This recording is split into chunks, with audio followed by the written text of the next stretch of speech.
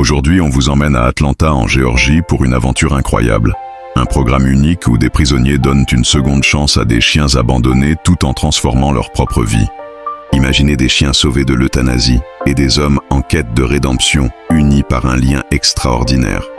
Cette histoire, née dans la prison du comté de Fulton, va vous émouvoir, vous inspirer et peut-être même vous faire verser une larme. Alors likez, abonnez-vous et plongez avec nous dans ce récit de courage, d'amour et de nouveaux départs. Imaginez la scène quotidienne au sein de la prison. Un détenu choisi avec soin pour son bon comportement passé et son absence d'antécédents de violence envers les animaux rencontre pour la première fois son nouveau compagnon canin. Un labrador au regard méfiant et aux oreilles basses entre dans la cellule partagée, portant encore les marques d'un passé d'abandon. Les premiers jours sont souvent marqués par une timidité mutuelle. Le chien pourrait grogner par peur ou par méfiance, tandis que le détenu peut être nerveux face à cette nouvelle responsabilité, apprend à naviguer ces interactions délicates. Mais au fil des semaines, un lien profond et authentique se tisse entre eux, transformant l'hésitation initiale en une complicité inébranlable. Pendant une période intensive de 10 semaines, ces hommes incarcérés apprennent à dresser leurs chiens en utilisant exclusivement des méthodes positives et bienveillantes, basées sur la récompense et l'encouragement, plutôt que sur la punition. Ils enseignent des commandes de base essentielles comme assis, couché, reste et au pied, tout en intégrant des éléments d'obéissance avancés pour préparer les chiens à une vie en famille. Au-delà de la formation technique, les détenus sont responsables de tous les aspects des soins quotidiens. Ils nourrissent leur animal avec des rations adaptées à leurs besoins nutritionnels, le promènent dans les espaces désignés de la prison pour favoriser l'exercice physique, le soignent en cas de petits bobos et veillent à son hygiène, le tout 24 heures sur 24. Ce n'est pas simplement un programme occupationnel, c'est une responsabilité majeure, un défi personnel qui demande patience, constance et empathie, et une connexion profonde qui aide les participants à redécouvrir des émotions positives, souvent oubliées dans le contexte carcéral. L'association Canine Cellmates, qui fournit les chiens provenant directement des refuges locaux, ne se limite pas à une simple mise en relation. Elle organise des sessions de formation structurées pour les détenus, impliquant des intervenants extérieurs experts en comportement animalier, et forme également les gardiens de prison pour qu'ils soutiennent activement le processus. De plus, le programme intègre des éléments éducatifs plus larges, comme des ateliers sur la résolution de conflits, la gestion des émotions et les compétences professionnelles, aidant ainsi les détenus à se préparer à une réinsertion réussie dans la société. À la fin des 10 semaines, les chiens passent un test d'obéissance pour valider leurs acquis, et s'ils réussissent, ils sont prêts pour l'adoption dans des foyers aimants, souvent avec le soutien continu de l'organisation, pour assurer une transition fluide.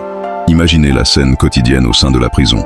Un détenu choisi avec soin pour son bon comportement passé et son absence d'antécédents de violence envers les animaux rencontre pour la première fois son nouveau compagnon canin.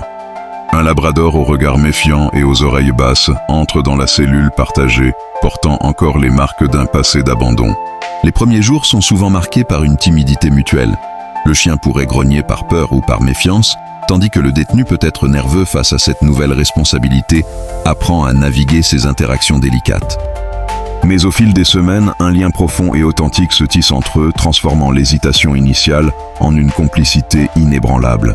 Pendant une période intensive de 10 semaines, ces hommes incarcérés apprennent à dresser leurs chiens en utilisant exclusivement des méthodes positives et bienveillantes, basées sur la récompense et l'encouragement, plutôt que sur la punition.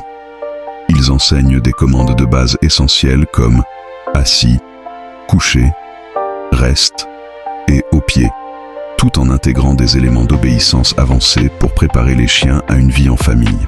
Au-delà de la formation technique, les détenus sont responsables de tous les aspects des soins quotidiens. Ils nourrissent leur animal avec des rations adaptées à leurs besoins nutritionnels, le promènent dans les espaces désignés de la prison pour favoriser l'exercice physique, le soignent en cas de petits bobos et veillent à son hygiène, le tout 24 heures sur 24. Ce n'est pas simplement un programme occupationnel, c'est une responsabilité majeure, un défi personnel qui demande patience, constance et empathie, et une connexion profonde qui aide les participants à redécouvrir des émotions positives, souvent oubliées dans le contexte carcéral. L'association Canine Cellmates, qui fournit les chiens provenant directement des refuges locaux, ne se limite pas à une simple mise en relation. Elle organise des sessions de formation structurées pour les détenus impliquant des intervenants extérieurs experts en comportement animalier et forme également les gardiens de prison pour qu'ils soutiennent activement le processus. De plus, le programme intègre des éléments éducatifs plus larges, comme des ateliers sur la résolution de conflits, la gestion des émotions et les compétences professionnelles, aidant ainsi les détenus à se préparer à une réinsertion réussie dans la société. À la fin des 10 semaines, les chiens passent un test d'obéissance pour valider leurs acquis, et s'ils réussissent, ils sont prêts pour l'adoption dans des foyers aimants, souvent avec le soutien continu de l'organisation, pour assurer une transition fluide. Les impacts de Canine Cellmates vont bien au-delà du sauvetage animalier. Ils touchent profondément à la réhabilitation humaine. En effet, ces chiens ne sauvent pas seulement leur propre vie en évitant l'euthanasie. Ils jouent un rôle pivotal dans la transformation des hommes qui les entraînent. Des études citées dans divers rapports montrent que les programmes de ce type améliorent l'humeur des détenus, réduisent leur anxiété, diminuent les infractions disciplinaires au sein de la prison et contribuent à une baisse significative des taux de récidive après la libération. Par exemple, en apprenant à être patient et empathique avec un animal dépendant d'eux, les participants développent des compétences transférables à leurs relations humaines, comme la communication non violente et la gestion du stress. Plus de 400 hommes ont participé au programme depuis son inception, et plus de 150 chiens ont été adoptés avec succès, démontrant un impact tangible sur la communauté. Les témoignages abondent. Un ancien participant comme Doug Phillips, qui a entraîné des chiens en 2018, explique comment les techniques de renforcement positif apprises avec les animaux l'ont aidé à devenir un meilleur parent et à reconstruire ses liens familiaux après sa sortie. Aujourd'hui, il travaille comme spécialiste certifié en récupération d'addiction, créditant le programme pour son tournant positif dans la vie. De même, les chiens eux-mêmes bénéficient d'une socialisation intensive 24 heures sur 24. Ce qui les rend plus adaptables et confiants, augmentant leurs chances d'adoption réussie. L'organisation s'assure que chaque adoption est bien assortie en évaluant les familles potentielles pour éviter tout retour au refuge.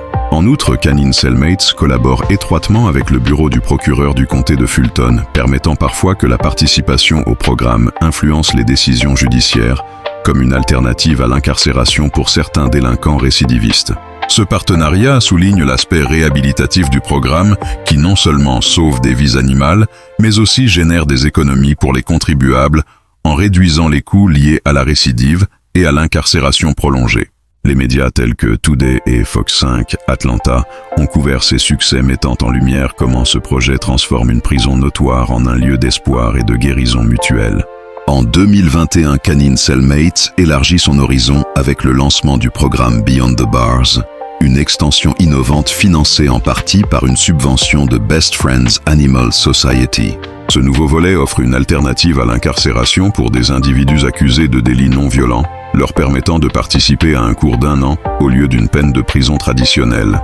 Les participants libérés sous conditions résident dans une installation dédiée où ils entraînent des chiens de refuge tout en suivant des ateliers structurés sur la résolution de conflits, la communication efficace et le développement personnel.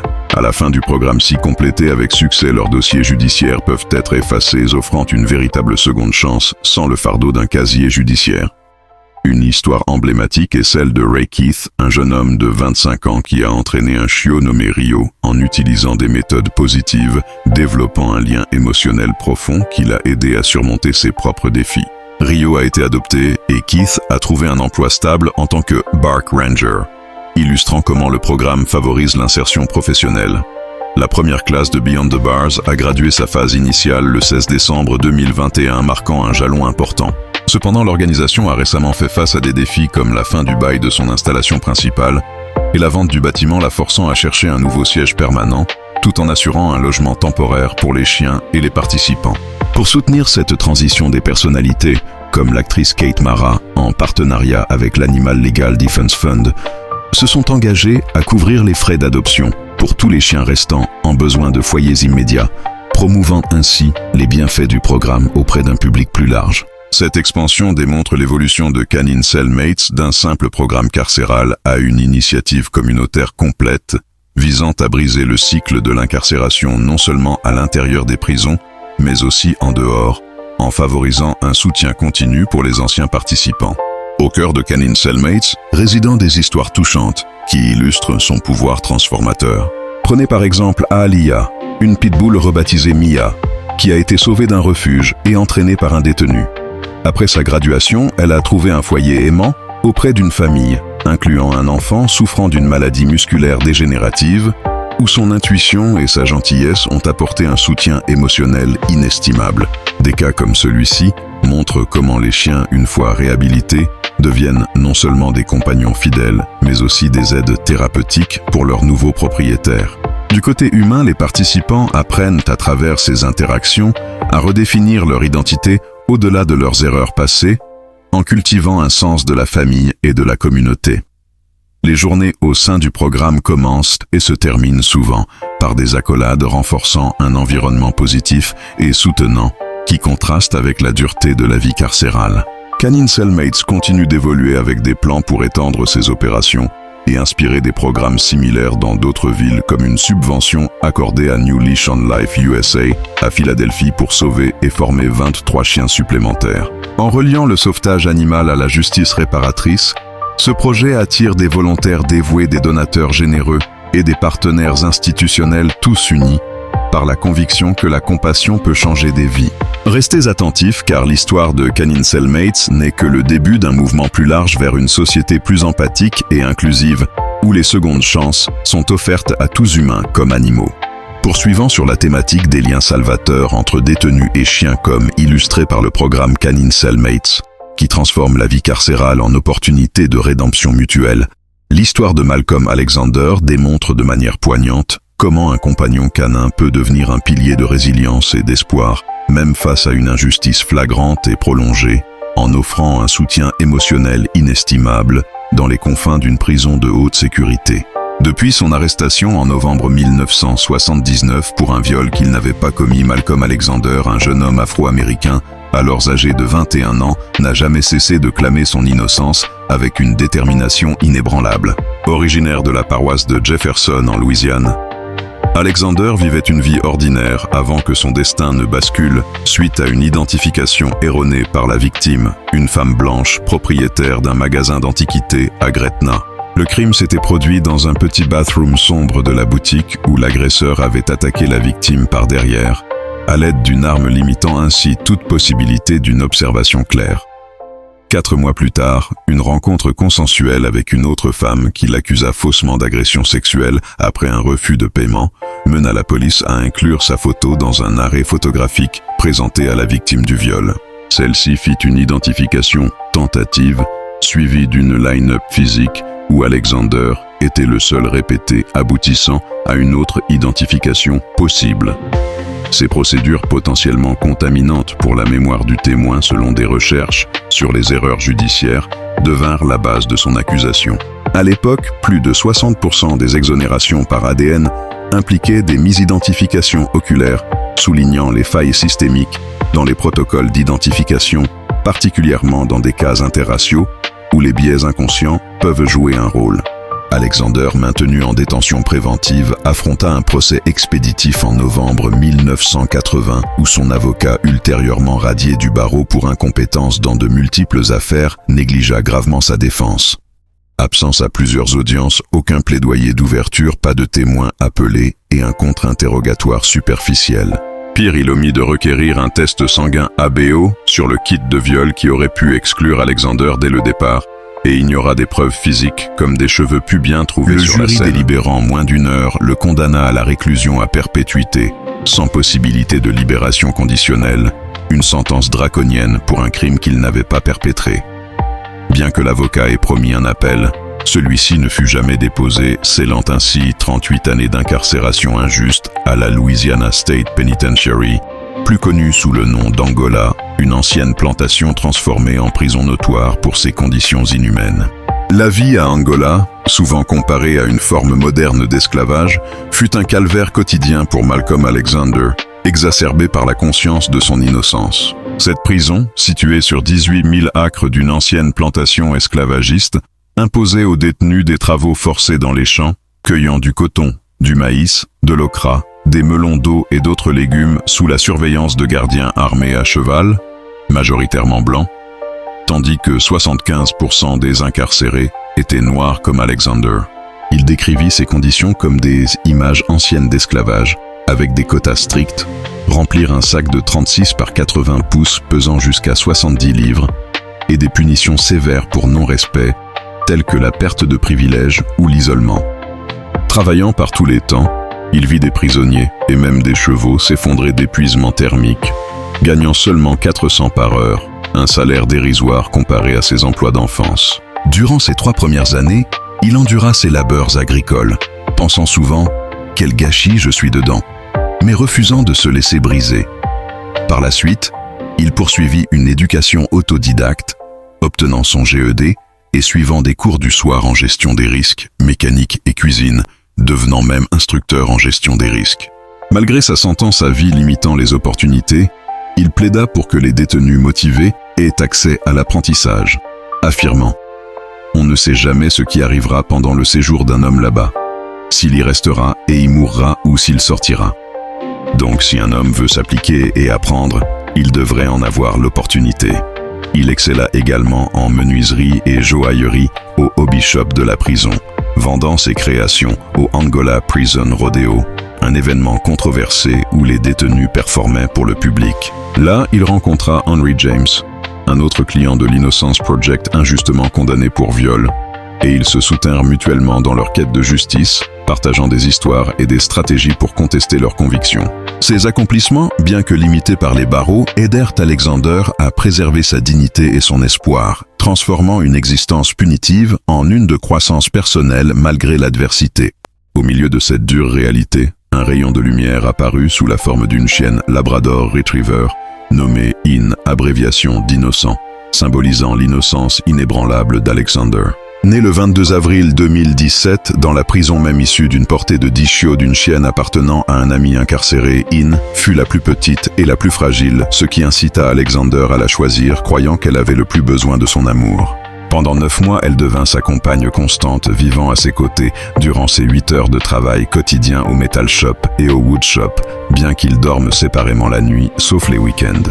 Ce lien profond transforma In en sa famille et sa meilleure amie, l'aidant à maintenir sa compassion et à se préparer émotionnellement à une vie libre. Alexander lui apprit des commandes basiques comme se tenir venir quand appelé, éviter certains aliments et se coucher tout en lui promettant sans cesse « Un jour nous serons libres ». In, avec sa patte blanche distinctive, offrit un réconfort essentiel dans un environnement où l'isolement émotionnel est courant, rappelant les bienfaits thérapeutiques des animaux en prison, vus dans des programmes comme Canine Cellmates. Elle l'aida à canaliser son énergie positive, à développer de la patience et à cultiver un sens de la responsabilité atténuant les effets psychologiques de 38 années d'incarcération injuste. Comme Alexander le confia plus tard, « Ils disent qu'un chien est le meilleur ami de l'homme et In l'est vraiment pour moi. » Ce partenariat homme-chien, bien que non formel, illustra comment les animaux peuvent briser la monotonie carcérale et favoriser une résilience mentale, aidant Alexander à venir à travers le feu ensemble avec In.